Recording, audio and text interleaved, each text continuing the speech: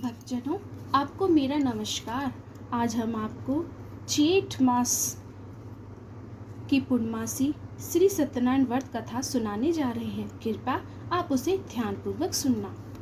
बोलो श्री सत्यनारायण भगवान की जय, लक्ष्मी नारायण की जय। श्री सत्यनारायण व्रत कथा प्रारंभ, जो इस प्रकार से है। पहला अध्याय। एक समय नैमिषारण्य तीर्थ में सौनकादि 88,000 ऋषियों ने श्री सूत जी से पूछा कि हे प्रभु, इस कलयुग में वेद विद्या रहित मनुष्य को प्रभु भक्ति किस प्रकार मिलेगी तथा उनका उद्धार कैसे होगा। इसीलिए हे मुनि श्रेष्ठ, कोई ऐसा तप कहिए जिससे कि थोड़े समय में पुण्य प्राप्त होवे तथा मन वांछित फल मिले। वह कथा सुनने की हमारी इच्छा है। सर्वशास्त्र ज्ञाता श्री सूत जी बोले कि हे वैष्णव में पूज्य, आप सबने सब प्राणियों के हित की बात पूछी है। अब मैं उस श्रेष्ठ व्रत को आप लोगों से कहूंगा जिस व्रत को नारद जी ने लक्ष्मी नारायण से पूछा था और लक्ष्मीपति ने मुनि श्रेष्ठ नारद से कहा था। सो ध्यान से सुनो। एक समय योगी राज नारद जी दूसरों के हित की इच्छा से अनेक लोकों में घूमते हुए मृत्यु लोक में आ पहुँचे।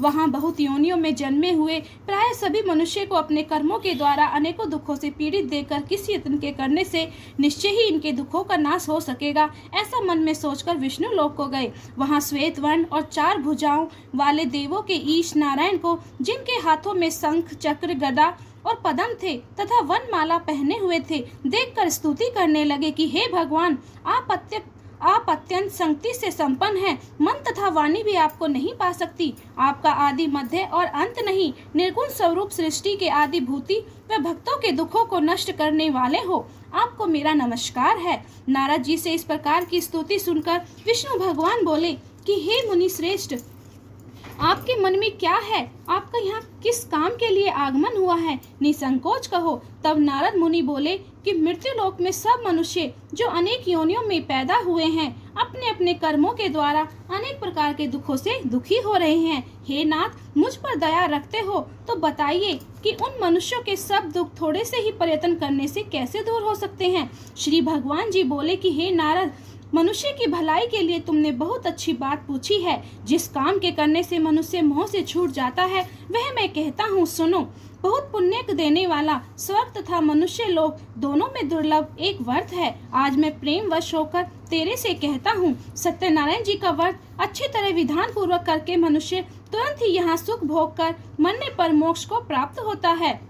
श्री भगवान के वचन सुनकर नारद मुनि बोले कि उस व्रत का क्या फल है, क्या विधान है और किसने यह व्रत किया और किस दिन यह व्रत करना चाहिए, विस्तार से कहिए। भगवान बोले, दुख शोक आदि को दूर करने वाला, धन धान्य को बढ़ाने वाला, सौभाग्य तथा संतान को देने वाला, सब स्थानों पर विजयी करने वाला, भक्ति और श्रद्धा के साथ किसी भी दिन मनुष्य श्री सत्यनारायण जी की शाम के समय ब्राह्मणों और बंधुओं के साथ धर्मपरायण होकर पूजा करे, भक्ति भाव से सवाया दे, नैवेद्य केले का फल, घी, दूध और गेहूं का चूर्ण लेवे, गेहूं के अभाव में साठी का चूर्ण, शक्कर तथा गुड़ ले और सब भक्षण योग्य पदार्थ जमा करके सवाया अर्पण करे तथा बंधुओं सहित भोजन करावे, भक्ति के साथ स्वयं भोजन करे, नृत्य गीत आदि का आचरण कर श्री सत्यनारायण भगवान को स्मरण कर समस्त समय व्यतीत करे। इस तरह का व्रत करने पर मनुष्य की इच्छा निश्चय ही पूरी होती है। विशेषकर कली काल में भूमि पर यही मोक्ष का सरल उपाय है। बोलो श्री सत्यनारायण भगवान की जय, लक्ष्मी नारायण की जय। दूसरा अध्याय। सूत जी बोले, हे ऋषियों, जिसने पहले समय में इस व्रत को किया है इसका इतिहास कहता हूँ, ध्यान से सुनो। सुंदर काशीपुरी नगरी में एक अति निर्धन ब्राह्मण रहता था। वह भूख और प्यास से बेचैन हुआ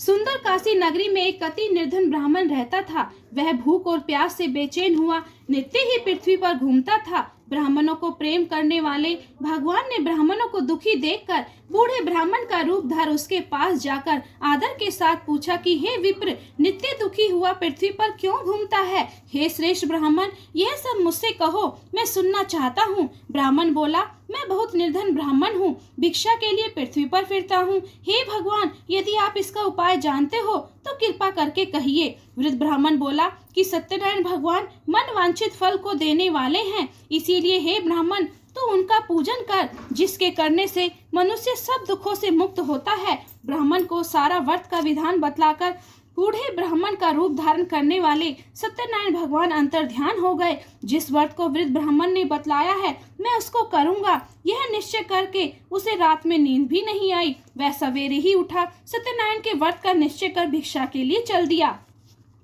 उस दिन उसको भिक्षा में बहुत सा धन मिला, जिससे बंधु बांधवों के साथ उसने सत्यनारायण का व्रत किया। इसके करने से वह ब्राह्मण सब दुखों से छूटकर अनेक प्रकार की संपत्तियों से युक्त हुआ। उस समय से वह ब्राह्मण हर मास व्रत करने लगा। इस तरह सत्यनारायण भगवान के इस व्रत को जो करेगा वह सब पापों से छूटकर मोक्ष को प्राप्त होगा। आगे जो पृथ्वी पर सत्यनारायण भगवान का व्रत करेगा वह मनुष्य सब दुखों से छूट जाएगा। इस तरह नारद जी ने नारायण का कहा हुआ यह व्रत तुमसे कहा। हे विप्रो, अब मैं और क्या कहूँ। ऋषि बोले, हे मुनीश्वरों, संसार में इस ब्राह्मण से सुनकर किस किस ने इस व्रत को किया वह सब हम सुनना चाहते हैं। इसके लिए हमारे मन में श्रद्धा उत्पन्न हुई है। सूत जी बोले, हे मुनियों, जिसने उस व्रत को किया है वह सब सुनो। एक समय में ब्राह्मण धन और ऐश्वर्य के अनुसार बांधवों के साथ व्रत करने को तैयार हुआ। उसी समय एक लकड़ी बेचने वाला बूढ़ा आया और बाहर लकड़ियों को रखकर ब्राह्मण के मकान में गया। प्यास से दुखी लकड़हारे ने उसको व्रत करते देखकर लकड़हारा ब्राह्मण को नमस्कार कर कहने लगा कि आप क्या कर रहे हैं और इसके करने से क्या फल मिलता है, कृपा करके मुझसे कहो। ब्राह्मण ने कहा, सब मनोकामनाओं को पूर्ण करने वाला यह श्री सत्यनारायण भगवान का व्रत है। इन्हीं की कृपा से मेरे धन धान्य की वृद्धि हुई है। ब्राह्मण से इस व्रत के बारे में जानकर लकड़हारा बहुत प्रसन्न हुआ। चरणामृत ले और प्रसाद खाने के बाद अपने घर को चला गया। लकड़हारे ने मन में इस प्रकार का संकल्प किया कि आज ग्राम में लकड़ी बेचने से जो धन मिलेगा उसी से सत्यनारायण देव का उत्तम व्रत करूंगा। यह मन में विचार कर बूढ़ा ब्राह्मण लकड़ियां अपने सिर पर रखकर जिस नगर में धनवान लोग रहते थे वह ऐसे सुंदर नगर में गया। उस रोज वहां उसे उन लकड़ियों का दाम पहले से दुगुना से चौगुना मिला। तब वह बूढ़ा लकड़हारा दाम ले अति प्रसन्न होकर पक्के केले की फली, शक्कर, घी, दूध और दही, गेहूं का आटा इत्यादि सत्यनारायण भगवान के व्रत की कुल सामग्रियों को एकत्रित करके अपने घर चला आया। फिर उसने सब अपने भाई बंधुओं को बुलाकर विधि के साथ श्री सत्यनारायण भगवान का पूजन किया और व्रत किया। उस व्रत के प्रभाव से बूढ़ा लकड़हारा धन पुत्र आदि से युक्त हुआ और संसार के समस्त सुख भोग कर बैकुंठ धाम को चला गया। बोलो श्री सत्यनारायण भगवान की जय, लक्ष्मी नारायण की जय। तीसरा अध्याय। सूत जी बोले, हे श्रेष्ठ मुनियों, अब आगे की कथा कहता हूँ, सुनो। पहले समय में उल्का मुख नाम का एक बुद्धिमान राजा था। वह सत्य वक्ता और जितेंद्रिय था। प्रतिदिन स्थानों पर जाता, गरीबों को धन देकर उनके कष्ट को दूर करता था। उसकी पत्नी कमल के समान मुख वाली और सती साध्वी थी। भद्रशिला नदी के तट पर उन दोनों ने सत्यनारायण भगवान का व्रत किया। उस समय में वहां एक साधु वैश्य आया। उसके पास व्यापार के लिए बहुत सा धन था। नाव को किनारे पर ठहराकर राजा के पास गया और राजा को व्रत करते हुए देखकर विनय के साथ पूछने लगा कि हे राजन, भक्ति युक्त चित्त ये आप क्या कर रहे हैं? मेरी सुनने की इच्छा है, यह आप मुझे बताइए।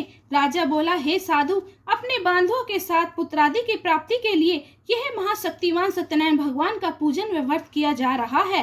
राजा के वचन सुनकर साधु आदर के साथ बोला, हे राजन, मुझसे इसका सब विधान कहो, मैं भी आपके कथा अनुसार इस व्रत को करूंगा। मेरे भी कोई संतान नहीं है और इससे निश्चय ही होगी। राजा से सब विधान सुन व्यापार से नर्वित हो वह आनंद के साथ घर गया। साधु ने अपनी स्त्री से संतान देने वाले उस व्रत का समाचार सुनाया और कहा कि जब मेरे संतान होगी तब मैं इस व्रत को करूंगा। साधु ने ऐसे वचन अपनी स्त्री लीलावती को कहे। एक दिन उसकी स्त्री लीलावती पति के साथ आनंदित हो सांसारिक धर्म में प्रवृत्त होकर सत्यनारायण भगवान की कृपा से गर्भवती हो गई और 10वें महीने में उसने एक सुंदर कन्या को जन्म दिया। दिन दिन वह इस तरह से बढ़ने लगी जैसे शुक्ल पक्ष की चंद्रमा की कला बढ़ती है। कन्या का नाम कलावती रखा गया। तब लीलावती ने मीठे शब्दों में अपने पति से कहा कि आपने जो संकल्प किया हुआ था कि भगवान का व्रत करूंगा, अब आप उसे कीजिए।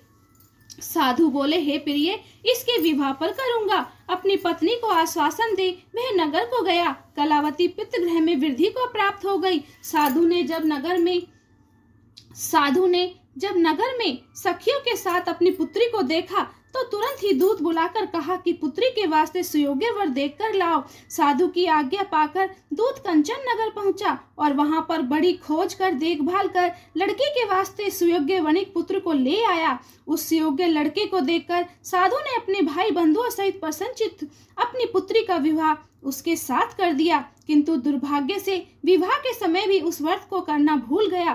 तब श्री भगवान क्रोधित हो गए और श्राप दिया कि तुम्हें दारुण दुख प्राप्त होगा। अपने काम में कुशल साधु बनिया अपने जमाता सहित समुद्र के समीप रतनपुरी नगर में पहुंचे और वहां दोनों ससुर जमाई चंद्रकेतु राजा के नगर में पहुंचे और व्यापार करने लगे। एक रोज भगवान सत्यनारायण की माया से प्रेरित कोई चोर राजा का धन शीघ्रता से चुरा जा रहा था, किंतु पीछे से राजा के दूतों को आता हुआ देखकर चोर ने घबराकर भागते भागते धन को वहीं चुपचाप रख दिया जहां पर दोनों ससुर जमाई ठहरे हुए थे।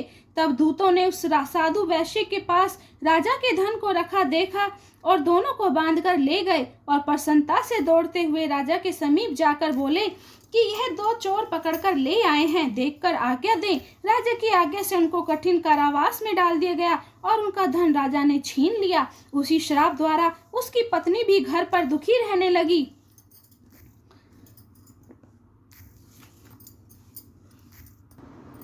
तब दूतों ने उस साधु वैश्य के पास राजा के धन को रखा देखकर दोनों को बांध कर ले गए और प्रसन्नता से दौड़ते हुए राजा के समीप जाकर बोले कि यह दो चोर पकड़कर हम ले आए हैं, देखकर आज्ञा दें। राजा की आज्ञा से उनको कठिन कारावास में डाल दिया और उनका धन राजा ने छीन लिया। उसी श्राप द्वारा उनकी पत्नी भी घर पर दुखी रहने लगी और जो घर पर धन रखा था उसे चोर चुरा कर ले गए। शारीरिक मानसिक पीड़ा से भूख प्यास से अति दुखित हो अन्न की चिंता में कलावती एक ब्राह्मण के घर गई। वहां उसने सत्यनारायण भगवान का व्रत होते हुए देखा और उसने कथा सुनी और प्रसाद ग्रहण कर रात को घर आई। तब माता ने कलावती से कहा कि हे पुत्री, दिन में कहाँ रही, वह तेरे मन में क्या है? कलावती बोली, हे माता, मैंने एक ब्राह्मण के घर सत्यनारायण का व्रत देखा है। कन्या के वचन सुनकर लीलावती भगवान के पूजन की तैयारी करने लगी। लीलावती ने परिवार और बंधुओं सहित भगवान का पूजन किया और यह वर मांगा कि मेरे पति और दामाद शीघ्र ही घर आ जाएं और प्रार्थना की कि हम सबका अपराध क्षमा करो। सत्यनारायण भगवान इस व्रत से संतुष्ट हो गए और राजा चंद्रकेतु को स्वप्न में दिखाई दिए और कहा कि हे राजन, दोनों बंदी वैश्य प्रातः ही छोड़ दो और उनका सब धन जो तुमने ग्रहण किया है दे दो, नहीं तो तेरा धन राज्य पुत्रादि सब नष्ट कर दूंगा। राजा को ऐसा वचन कहकर भगवान अंतर ध्यान हो गए। प्रातःकाल राजा चंद्रकेतु ने सभा में अपना स्वप्न सुनाया और दोनों वणिक पुत्रों को कैद से मुक्त कर सभा में बुलाया। दोनों ने आते ही राजा को नमस्कार किया। राजा मीठे वचनों से बोले कि हे महानुभावों, भाग्यवश ऐसा कठिन दुख प्राप्त हुआ है, अब कोई भय नहीं। ऐसा कहकर राजा ने उनको नए नए वस्त्राभूषण पहनाए। उनका जितना धन लिया था उससे दुगुना धन दिलवाकर विदा किया। दोनों वैश्य अपने घर को चले गए। बोलो श्री सत्यनारायण भगवान की जय, लक्ष्मी नारायण की जय। चौथा अध्याय। सूत जी बोले, वैश्य ने मंगलाचार करके यात्रा आरंभ की और अपने नगर को चला। उसने थोड़ी दूर पहुंचने पर दंडी वेशधारी सत्यनारायण भगवान ने उनसे पूछा कि हे साधु, तेरी नाव में क्या है? अभिमानी वणिक हंसता हुआ बोला कि हे दंडी, आप क्यों पूछते हो? क्या धन लेने की इच्छा है? मेरी नाव में तो बेल और पत्ते भरे हैं। वैश्य का कठोर वचन सुनकर भगवान ने कहा कि तुम्हारा वचन सत्य हो। ऐसा कहकर दंडी वहां से चले गए और कुछ दूर जाकर समुद्र के किनारे बैठ गए। दंडी के जाने पर वैश्य ने नित्य क्रिया करने के बाद नाव को ऊंची उठी देखकर अचंभा किया और नाव में बेल आदि देखकर मूर्छित होकर जमीन पर गिर पड़ा। फिर मूर्छा खुलने पर शोक करने लगा। तब उसका दामाद बोला कि आप शोक न करें, यह दंडी का श्राप है, अतः उनकी शरण में चलना चाहिए, तभी हमारी मनोकामना पूरी होगी। दामाद के ऐसे वचन सुनकर दंडी के पास पहुंचा, अत्यंत भक्ति भाव से नमस्कार करके बोला कि मैंने जो आपसे असत्य वचन कहे थे उनको क्षमा कीजिए। ऐसा कहकर महान शोकातुर होकर रोने लगा। तब दंडी भगवान बोले कि हे वणिक पुत्र, मेरी आज्ञा से तुझे बार बार दुख प्राप्त हुआ है, तू मेरी पूजा से विमुख हुआ है। साधु बोला, हे भगवान, आपकी माया से मोहित ब्रह्मा आदि भी आपके रूप को नहीं जानते, तब मैं अज्ञानी कैसे जान सकता हूँ। आप प्रसन्न होइए, मैं सामर्थ्य के अनुसार आपकी पूजा करूँगा, मेरी रक्षा करो और पहले के समान नौका में धन भर दो। उनके भक्ति तो वचन सुनकर भगवान प्रसन्न हो गए, उनकी इच्छा अनुसार वर देकर अंतर्ध्यान हो गए। तब उन्होंने नाव पर आकर देखा, नाव धन से परिपूर्ण है। फिर वह भगवान सत्यदेव का पूजन कर साथियों सहित अपने नगर को चला। जब अपने नगर के निकट पहुंचा तब दूत को घर भेजा। दूत ने साधु के घर जा उसकी स्त्री को नमस्कार कर कहा कि साधु अपने दामाद सहित इस नगर में के समीप आ गए हैं। ऐसा वचन सुन सती ने बड़े हर्ष के साथ सत्यदेव का पूजन कर पुत्री से कहा कि मैं अपने पति के दर्शन को जाती हूँ, तू कार्य पूर्ण करके शीघ्र आना। माता के वचन सुनकर कलावती प्रसाद छोड़कर पति के पास गई। प्रसाद की अवज्ञा के कारण सत्यदेव रुष्ट हो गए, उसके पति को नाव सहित पानी में डुबो दिया। तब कलावती अपने पति को न देखकर रोती हुई जमीन पर गिर गई। इस तरह नौका को डूबा हुआ और कन्या को रोता हुआ देखकर साधु दुखित होकर बोला कि हे प्रभु, मुझसे या मेरे परिवार से जो भूल हुई है उसे क्षमा करना। उसके दीन वचन सुनकर सत्यदेव प्रसन्न हो गए और आकाशवाणी हुई कि हे साधु, तेरी कन्या मेरे प्रसाद को छोड़कर आई है, इसीलिए इसका पति अदृश्य हुआ है। यदि वे घर जाकर प्रसाद ग्रहण करे तो इसका पति अवश्य मिलेगा। आकाशवाणी से ऐसा सुनकर कलावती ने घर पहुंचकर प्रसाद खाया। फिर उसने आकर अपने पति के दर्शन किए। तब वैश्य परिवार के सब लोग प्रसन्न हुए। फिर साधु ने बांधवों सहित सत्यदेव का विधि पूर्वक पूजन किया। उस दिन से हर पूर्णिमा और संक्रांति को सत्यनारायण का पूजन करने लगा। फिर इस लोक का सुख भोग कर स्वर्ग लोक को चला गया। बोलो श्री सत्यनारायण भगवान की जय, लक्ष्मी नारायण की जय। 5वां अध्याय। सूत जी बोले कि हे ऋषियों, मैं और भी कथा कहता हूँ, सुनो। प्रजापालन लीन ध्वज नाम का राजा था। उसने भी भगवान का प्रसाद त्याग कर बड़ा दुख पाया। एक समय वन में जाकर पशुओं को मारकर बड़ के पेड़ के नीचे आया। उसने भक्ति भाव से ग्वालों को बांधों सहित सत्यनारायण का पूजन करते देखा। तब राजा देखकर भी अभिमानवश वहां न गया और न ही नमस्कार किया। जब ग्वालों ने भगवान का प्रसाद उसके सामने रखा तो वह प्रसाद को त्याग कर अपनी सुंदर नगरी को चला गया।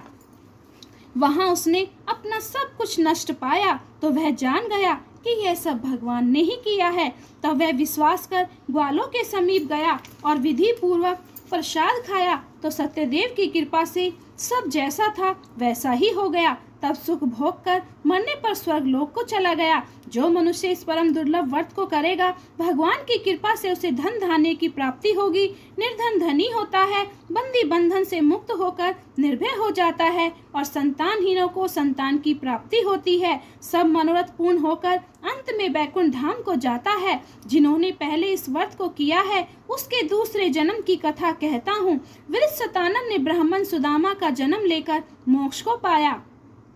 उल्का मुख नाम का राजा दशरथ होकर बैकुंठ प्राप्त किया। साधु नाम के वैश्य ने मोर ध्वज बनकर अपने पुत्र को आरे से चीरकर मोक्ष प्राप्त किया। महाराज तुंग ध्वज स्वयं भू होकर भगवान के भक्ति युक्त कर्म करके मोक्ष को प्राप्त किया। बोलो श्री सत्यनारायण भगवान की जय, लक्ष्मी नारायण की जय। गणेश जी की आरती। जय गणेश जय गणेश जय गणेश देवा, माता जकी पार्वती पिता महादेवा। एक दंत दयावंत चार भुजाधारी, मस्तक सिंदूर सोहे मूसे की सवारी। फूल चढ़े पान चढ़े और चढ़े मेवा, लड्डूवन का भोग लगे संत करे सेवा। जय गणेश जय गणेश जय गणेश देवा, माता जकी पार्वती पिता महादेवा। अंधन को आँख दे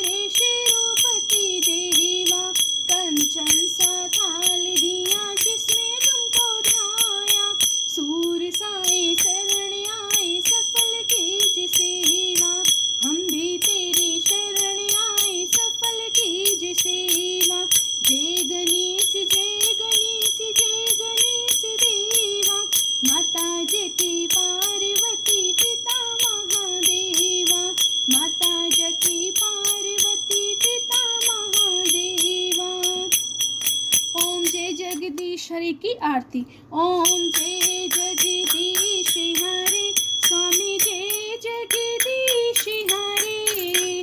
भक्त जनों के संकट, दास जनों के संकट, क्षण में दूर करे।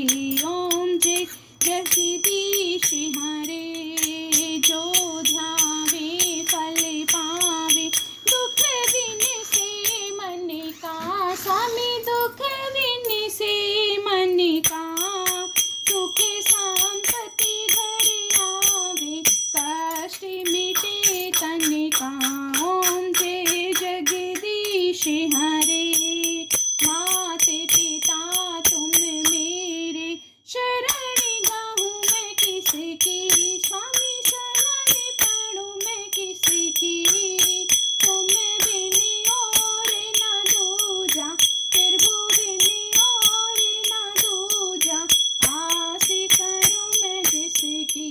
ओम जय जगदीश हरे। तुम बिन और न दूजा, आस करूँ मैं किसकी। स्वामी आस करूँ मैं किसकी। तुम पूर्ण परमात्म, तुम हो पूर्ण परमात्मा, तुम अंतर्यामी। ओम जय जगदीश हरे।